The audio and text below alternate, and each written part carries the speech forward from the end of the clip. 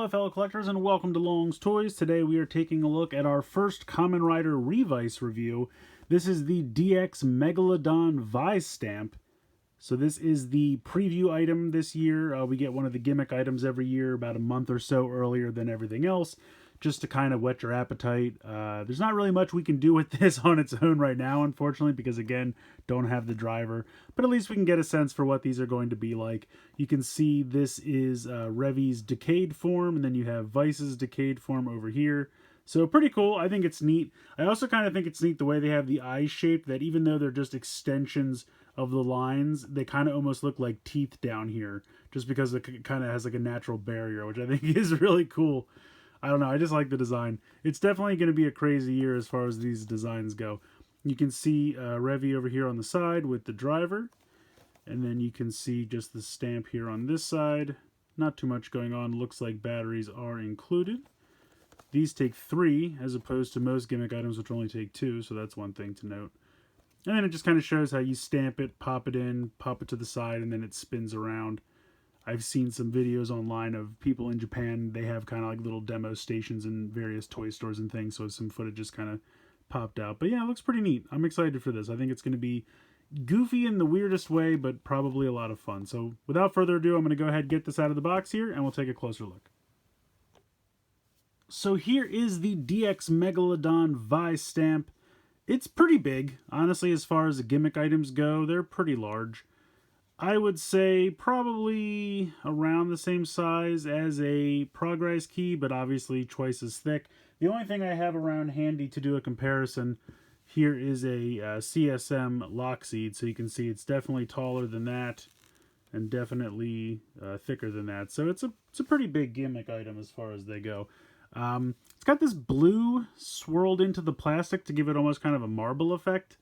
I go back and forth on if I like it or not. I honestly can't decide. But I do like the metallic green paint here for the Megalodon. And then you have the translucent pink in the background. You can kind of see Decade's helmet. You can see the slats here for the cards. So that's kind of neat. So overall, I like the design of it. It's got a QR code on the back. 3 watch batteries go in here. We can hit this button on the top. So just says its name. If we push this down. So this is the stamper thing. This is going to be a magnet, and from what I understand how the driver works is it's got kind of like a magnet doodle, really. It's got the metal shavings in it, and then the magnet is going to kind of pull those all up to give you the different shapes that you want. So, you know, fun with magnets.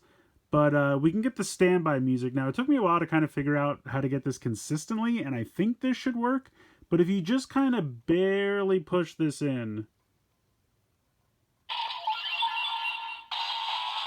There we go.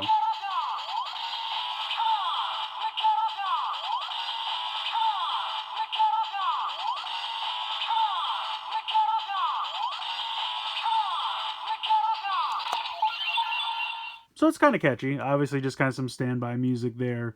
You can see the rail system here. That's where it's going to slide into the driver.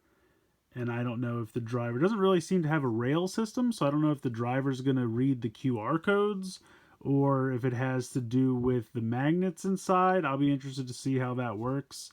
But yeah, not really a rail. I'd expected there to kind of be like a rail system somewhere in here, but not so much. So, and it doesn't look like there's anything on the sides here. So yeah, I'll be interested to see how this works. But yeah, I think they're fun. I think they're neat. There's not too much else to show you with this, unfortunately, on its own. And honestly, getting that standby music, it took a while to kind of figure that out just because there's not really any clear directions. I mean, if you show the box, first of all, there's no directions in the box anymore. I guess you can scan this QR code and you can go to their website. But it just shows you how to use it with the driver, which of course I don't have. So I just kind of had to fiddle with it on my own until I figured it out. I watched a bunch of videos online, and eventually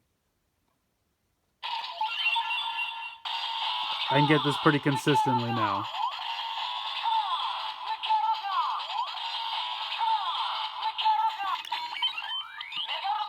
So I think it's fun. I definitely think they're neat. It's out there. I definitely did not expect this to be the gimmick. Just kind of a big old stamper, but we'll see how it goes.